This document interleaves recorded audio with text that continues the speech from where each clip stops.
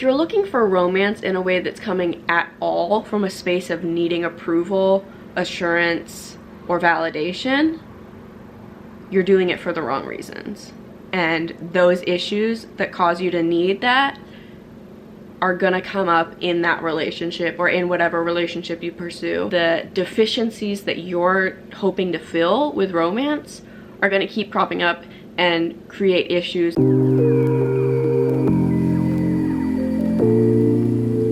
Hello and welcome back to my channel. I don't really say that. I don't know why that just came out. I just took a shower and I'm in my PJs and my heated blanket.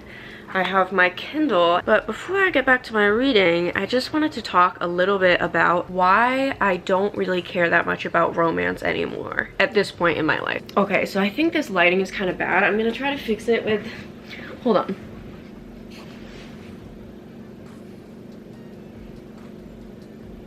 Okay, I don't know if that made the lighting better or worse, but it's what happened. So we're gonna get all cozied up and have a little chat, okay? So something I was thinking about today is how I've kind of been killing it lately. And what I mean by that is basically just I made some lifestyle changes. And I know a lot of people say lifestyle changes and they're talking about a diet. That's not what I'm talking about. I'm talking about little habits that I've started adopting and ones that I've let go of.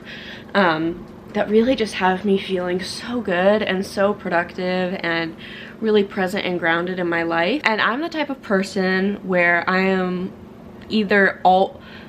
always either in a romance or pursuing a romance, or maybe not pursuing, but like having a crush or something. And I had a few, like, you know, fake boyfriends not fake boyfriends, but like people I dated for a couple weeks, you know, in high school.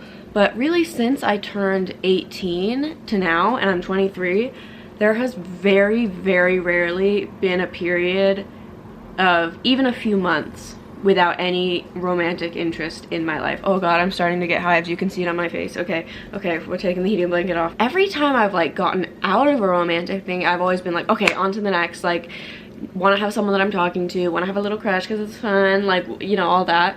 And this time I got out of something towards the end of August, middle of August, end of August. Wonderful person, beautiful little fling that we had, but it was time to end it, so we did. And at first I was like, oh, I'm kind of excited to, like, you know, get back out there, see what's up. But I found that I did that and I was on the dating apps and I was like, oh, I'm not having fun. I don't really feel like I need this. Like, I don't really feel like this is something that I want to be pursuing. And if you looked at my dating profiles now, because they exist, but I literally have one match on both Bumble and Hinge, and it's the same person. And something that I worried about with this little relationship ending, not relationship, but like, you know, exclusive, seeing someone for a couple months, but it was only for the summer, and we both knew that. And something I was kind of nervous about was like, I need to make sure my life doesn't turn to shit when this ends. Like, I want to make sure that I am cultivating the parts of myself that are really important to me and that don't depend on anyone else but me, so that when this ends, I feel like I have a sense of security and confidence in myself, that I'm able to get through it, because I'm someone who's generally very sensitive to going through relationship changes. And this was the first time, one of the first times that didn't happen. There was no spiral, there were no tears, there was no who am I, blah blah blah. Do I miss this person sometimes? Yeah, for sure, because they were wonderful and the time we had together was great. And I might talk to people casually or flirt a little bit, but I have so much less attachment to the outcome or to what they think of me, and I don't feel like I need anyone else's approval, really, and that's a really good feeling. And so I kind of wanted to talk about how I got to that point, and I have a video about like healing an anxious attachment style, but I really think the major thing for me has been having parts of your identity that are yours and that are not contingent on what anyone else does, thinks, or says. And what I mean by that is there are so many things that bring value to my life and that make me feel whole, that have made me feel as though I don't need another person to feel whole. And I've never really felt like I needed another person to feel whole in a romantic sense, but I have cared so much about what someone else thinks of me that it will affect my life either positively or negatively based on what they think of me. And that's not healthy. That's not a way to live.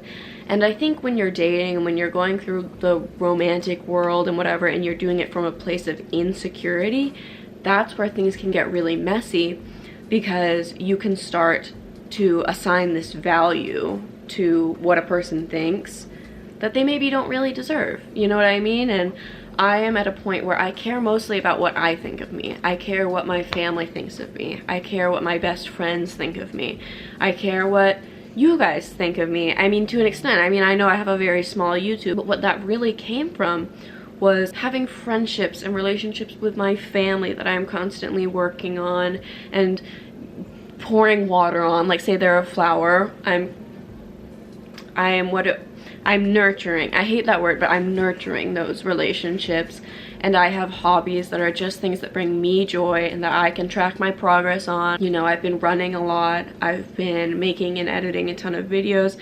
And I know that my YouTube is really small, but my value that I get from YouTube is I love making and editing videos, and I love helping people, and I love giving advice and connecting with people in any way, shape, or form. So even if 10 people, even if one person listens to what I have to say, or one person leaves a comment, I feel good about that. But more importantly, I care more about the fact that this is a hobby that I put time and effort into almost every single day, and it shows that I have kept up with something for 3 years that I really enjoy and that kind of shows my life, and that is really valuable to me. To have this kind of practice, to have the routine of it, and to have something creative that I'm working on. And then with the running, it's like, okay, I'm trying to get better at that. And I think when you get to a point where you really have confidence in the choices you make and the type of person you are, that's when you start to have less attachment to romance or to wanting a romantic side part in your life. And there's nothing wrong with that. I do want to make that clear. There's nothing wrong with wanting romance, but I think sometimes when we're constantly seeking it, it's a sign that maybe some work needs to be done on the inside. Because if you feel like you need another person, maybe not to feel whole, but to feel confident in yourself, to feel assured in who you are, or to feel validated that you're attractive or pretty or anything like that. If you're looking for romance in a way that's coming at all from a space of needing approval, assurance, or validation, you're doing it for the wrong reasons. And those issues that cause you to need that are gonna come up in that relationship or in whatever relationship you pursue. It's like, say it's insecurity and you are feeling like you need someone to like you so that you feel good enough about yourself. You might be constantly, sure, you might get in a relationship, but you might be constantly thinking like, oh my god, he's probably talking to other girls, or oh my god, he follows this girl on Instagram, she probably is so much prettier than me, he probably wishes I looked like that. You know, your insecurity and the deficiencies that you're hoping to fill with romance are going to keep cropping up and create issues in any romance that you have. So in order to have a peaceful, non-tumultuous relationship or romantic connection with someone, and in order to be with someone who treats you well and who you're not settling for, you need to first have that self-respect and self-confidence. I just farted. I was just talking. I don't know if you could hear it, but I was talking and I just slipped out. In order to have a healthy connection with another person, you have to have a healthy connection with yourself. And I think I have a healthy connection with myself. So I guess that was a bit of a ramble, but I kind of just wanted to talk about, yeah, that. So anyway, I hope you enjoyed this video. I hope you come back for more. And I am gonna go back to reading my book. Tonight is for real the perfect night. I have the next, what time is it now? 6:22 p.m. I can read for the rest of the day if I want to. And I went for my run today. I've edited a video. I had a Zoom meeting. I applied to a bunch of film festivals. Today has been a good day. But anyway, those are just some thoughts I have as I wind down. And I hope they are helpful for you or resonate with you in some way. And I'll see you in the next video.